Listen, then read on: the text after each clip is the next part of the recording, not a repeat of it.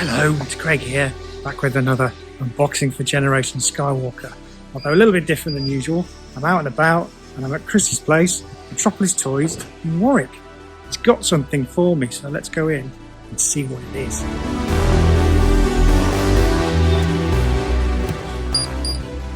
Hey up, mister. How much is your Dalek? He's not for sale, young man. How are you? I'm good. How are you? I'm fine, thank you. This is very the much. box. This is a box. Look, it's even got your name on it. Look. Got my name on it. Yeah. Awesome. Right, I'm going to swap the camera, give it to you, and we'll open the box. Okay.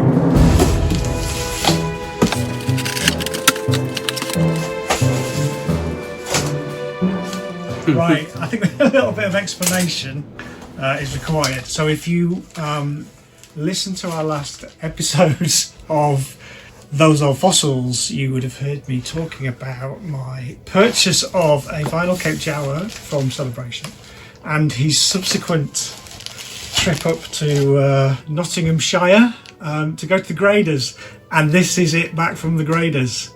So I'm going to open this now and we're going to see what grade my little Jawa got. How exciting is that?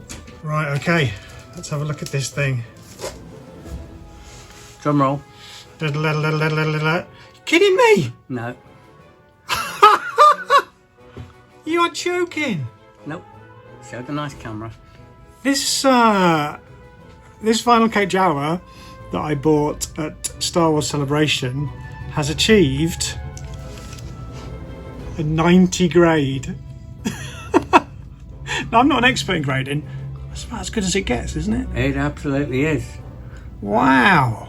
Yeah. Wow. And given one sold recently for about 5,000 quid for a 90 grade, ain't too bad on your investment, dude.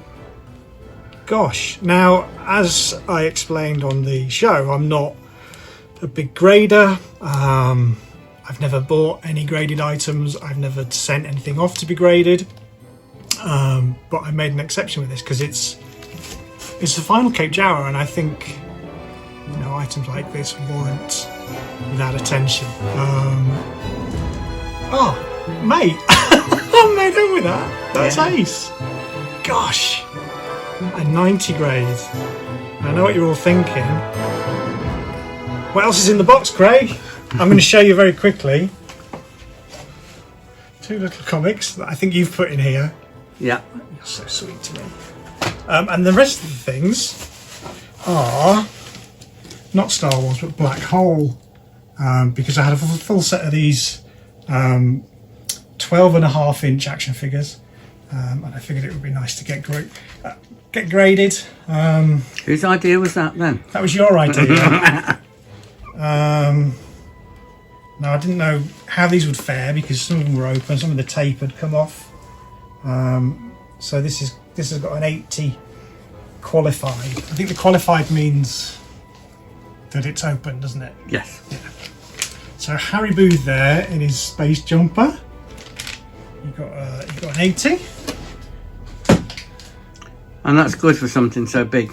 Is it? Because it Yeah. attracts a lot of bashing. And 75 for Mr. Pizer. Mm-hmm. I would have thought 70s was an average for these, so I think these are good. Yeah. These are good grades. An 80 for Hans Reinhardt. Which is really good. To be fair, he was probably the best one, I think.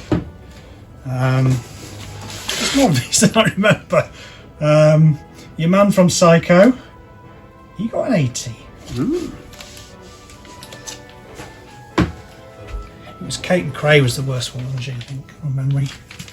She was a little bit bashed. 80 there for Captain Dan Holland. Mm-hmm.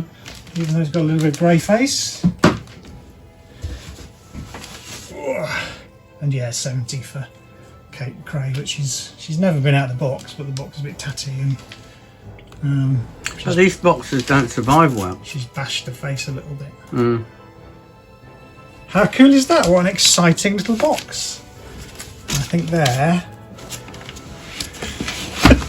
the little bits of tape that I supplied to the graders in case they needed them. I don't think he was that impressed. I don't think he needed the tape, but you know, we should keep.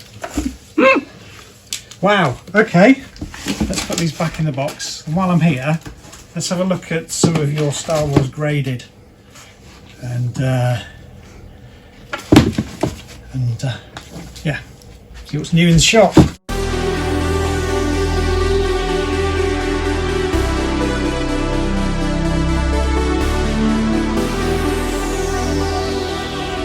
So Christopher, I'm very happy with that. That's great. And thank you for your assistance in getting it to the graders and convincing me to grade the other stuff. Yeah. Because like I say, it's not something I would normally think of doing. But for you, running a toy store like this, grading is important. Yeah, very important, I think. I think it works on from both points of view, from the dealer's point of view, because it does make sure you get better money. But I think it's a real good thing, especially in the case of a vinyl coat Jawa, for the buyer's point of view. Yeah. You've now got something that is worth more, for example, than my vinyl coat Jawa, because in this world, if they were both ungraded and they stood side by side, they're still worth the same money. But if you put yours on eBay and mine on eBay, there will be at least £500 to £1,000 worth of difference in just in that just because they're graded. Yeah. So I don't think I would have. I wouldn't have bought that one in the cabinet if it hadn't been graded in the first place. Yeah. I wouldn't have taken that risk, and I wouldn't expect anybody else to take that risk. To be fair. No, I see it every day. I see it every day on Facebook. There's some debate over the legitimacy of a vinyl coat Jawa, and what this does, it takes the debate away. Yeah, there is none, and I think it makes it, especially for not the novice collector, but even for the more experienced collector, there are so many high quality fakes or repros out there. If you were talking about £100 or £50, that's one thing, but you're talking about thousands of pounds. I think you want the reassurance of that grading, and I think that's why it's for somebody like me, it's imperative, because I don't want somebody walking into my shop and saying, well, I don't think that's right. Well, there's no discussion. It is what it is, and it is the grade it is. So I like that. Yeah, I get it from your point of view, and now I need to go home and work out how to put a graded piece alongside my loose run, which will be quite easily. I've got some thoughts actually. Watch this space. I've got some ideas as to how to sort of. What was that? You were going to grade the rest of your last 17? That's a trip for another day. But I'm really, really pleased, and your face was an absolute picture when you saw it. Brilliant. All right, well, thanks for that, and back soon and looking at some more stuff. My pleasure, mate. All right, mate.